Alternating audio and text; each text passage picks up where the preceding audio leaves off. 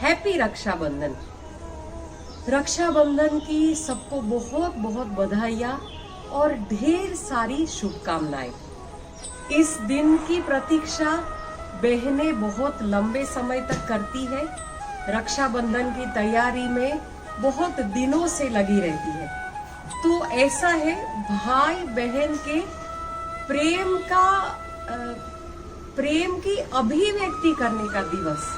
प्रेम तो रहता ही रहता है, पर रक्षा सूत्र बांधकर बहन अपने भाई को ढेर सारा आशीर्वाद देती है।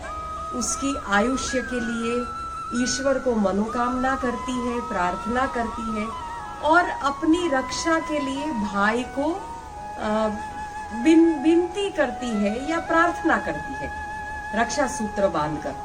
पर प्रश्न ये होता है कि सबसे पहली राखी किसने किसको बांधी थी? कौन बहन थी और कौन भाई था जिसने सबसे पहली राखी बांधी थी? हम जनरली रक्षा सूत्र बांधते हैं, राखी बांधते हैं, तब ये श्लोक भी बोलते हैं। वो श्लोक क्या है?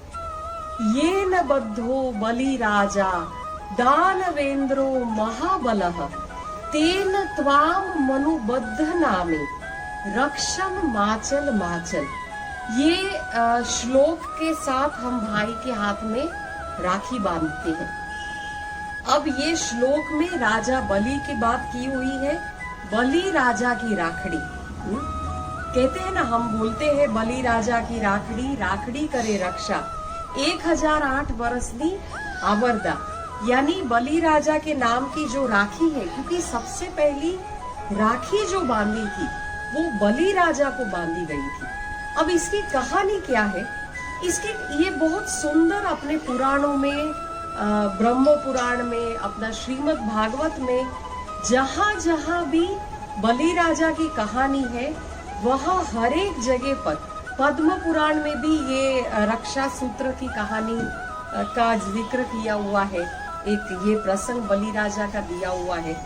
अब कहानी ऐसी है, राजा बलि, दैत्यों के राजा बलि बहुत ही शक्तिशाली थे, बहुत शूरवीर थे और बहुत दानवीर भी थे।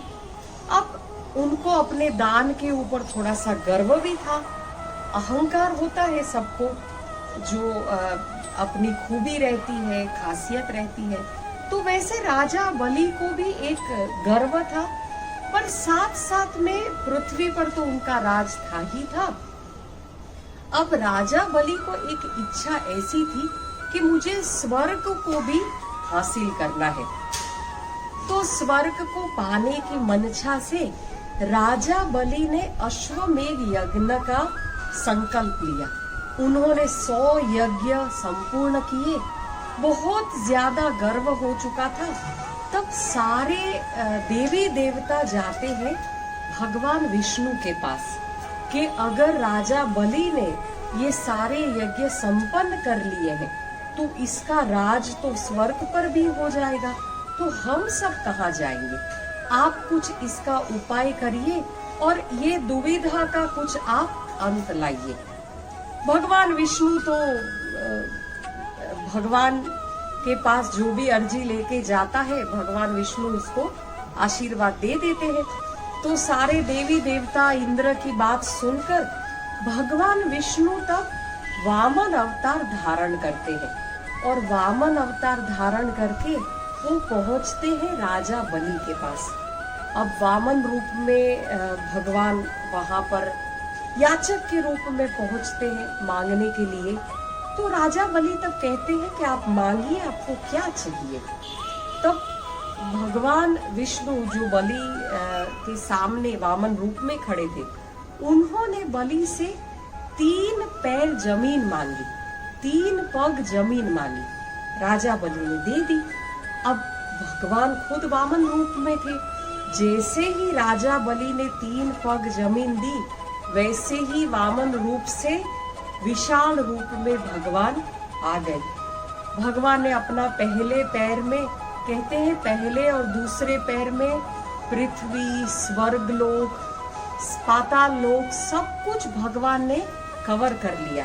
अब तीसरा पैर भी दान में उन्होंने मांगा था, तीसरा पैर कहाँ रखेंगे? तब राजा बलि अपना मस्तक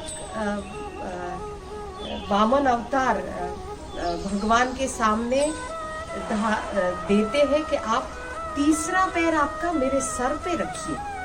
अब ये जो बलि की भक्ति देखी विष्णु जी ने, वो बहुत प्रसन्न हुए।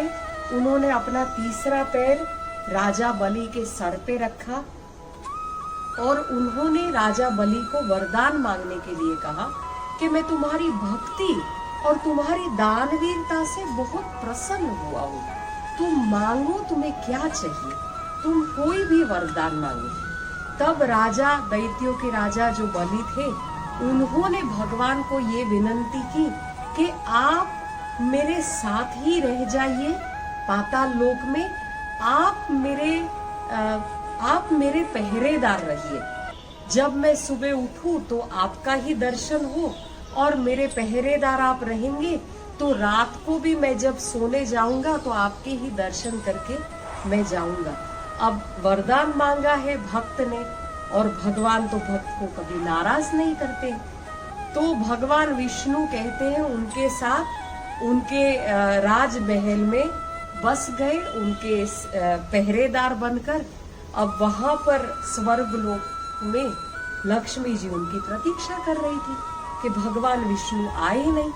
अब इतने में नारद मुनि लक्ष्मी जी के पास पहुंचते हैं और सारी घटना उनको बताते हैं कि भगवान विष्णु तो ऐसे राजा बलि के पहरेदार बन चुके हैं, तो अब तो वो आने वाले नहीं है वैकुंठ लोक में। अब ये सुनकर तो लक्ष्मी जी बहुत चिंतित हो जाती है कि इसका हल क्या निकाला जाए। तो वो नारद मुनि से बात करते हैं कि नारद जी आप कुछ हल बताइए इसका। अब नारद जी के पास तो हर एक समस्या का हल है ही है, रहता ही है। तो वो लक्ष्मी जी को कहते हैं कि आप जाइए पाताल लोक में जहाँ पर भगवान विष्णु है, आप राजा बलि को राखी बांधिए, रक्षा सूत्र बांधिए, आप उनको अपना भाई बनाइए और बदले में आप विष्णु जी को मान लीजिए।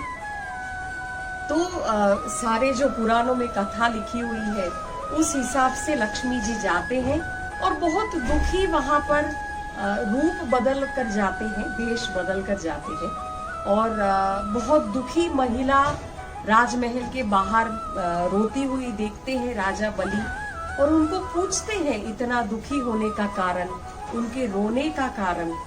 तब लक्ष्मी जी बताते हैं कि मेरा कोई भाई नहीं है, मेरा भाई नहीं है, इसीलिए मुझे आज बहुत दुख लग रहा है, मैं बहुत दुखी हूँ इसके कारण। तब राजा बलि उनको अपनी बहन बनाते हैं, कहते हैं आज से मैं तुम्हारा धर्म का भाई और तुम मेरी धर्म की बहन। और तब लक्ष्मी जी उनको राखी बांधते हैं और राजा बलि उनको वरदान में जब, क्योंकि बहन जब राखी बांधती है तो आशीर्वाद में भाई उनको कुछ न कुछ भेंट देते हैं, कुछ न कुछ वरदान देते हैं, गिफ्ट देते हैं। जो भी बहन को चाहिए वो उनको मिलता है उस दिन, रक्षाबंधन के दिन। तो भाई से भाई पूछता है बहन को वरदान में क्या चाहिए, तो लक्ष्मी जी विष्णु जी को वरदान में मांग लेते हैं। तो ये कहानी है सबसे पहले राखी की। लक्ष्मी जी ने बांधी थी सबसे पहली राखी राजा बलि को, इसीलिए वो श्लोक भी ऐसा ही है, ये न बद्धो बलि राजा दानवेंद्रो महाबलः तेन त्वाम मनुबद्धनामि रक्षम माचल माचल।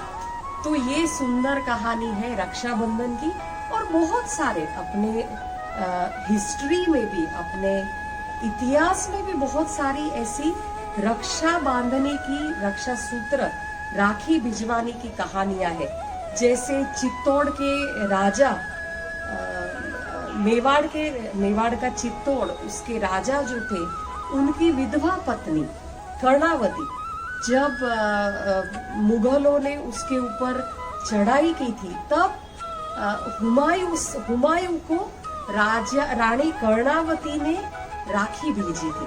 कि आप मेरी रक्षा करिए, क्योंकि हुमायूं की सेना ऑलमोस्ट चित्तौड़ कहते हैं पहुंच चुकी थी। तो उस समय राखी भेजकर उन्होंने हुमायूं को अपना भाई बनाया था और अपनी रक्षा के लिए उन्होंने विनती की थी। फिर उसके पहले की भी एक इतिहास में कहानी मिलती है। 326 बीसी की ये अलेक्जेंडर द ग्रेट थे, उनकी भी एक कहानी है। उनकी पत्नी रोक्साना थी। जब अलेक्जेंडर द ग्रेट का बहुत बड़ा युद्ध छिड़ा हुआ था पोरस के साथ, तब रुक्साना अपने पति अलेक्जेंडर को बचाने के लिए राखी भेजती है पोरस को। सम्राट पोरस को उन्होंने उस समय राखी भेजी थी। तो इतिहास में भी ऐसे राखी की बहुत सारी घटनाएं हैं। भाई बहन का प्रेम, बहन भाई से रक्षा की आशा रखती है, अपने संरक्षण की। अपने जीवन में जब भी मुसीबत हो हमेशा भाई उसका साथ दे, यही प्रार्थना के साथ वो राखी बांधती है। और पूरे दिल से भाई भी आशीर्वाद देता है और बहन को जो चाहिए उसका साथ हमेशा देता रहता है। कितनी सुंदर कहानी है ना ये भाई बहन का प्यार, राखी सूत्र, रक्षाबंधन के ये पवित्र त्योहार के साथ। तो आपको फिर से बहुत बहुत बधाई रक्षाबंधन की। हैप्पी रक्षाबंधन। आपका बहुत बहुत धन्यवाद मेरा वीडियो देखने के लिए। मेरी चैनल को ज़रूर सब्सक्राइब करिए और बेल आइकन को ज़रूर प्रेस करिए ताकि सारे नोटिफिकेशन आपको मिले।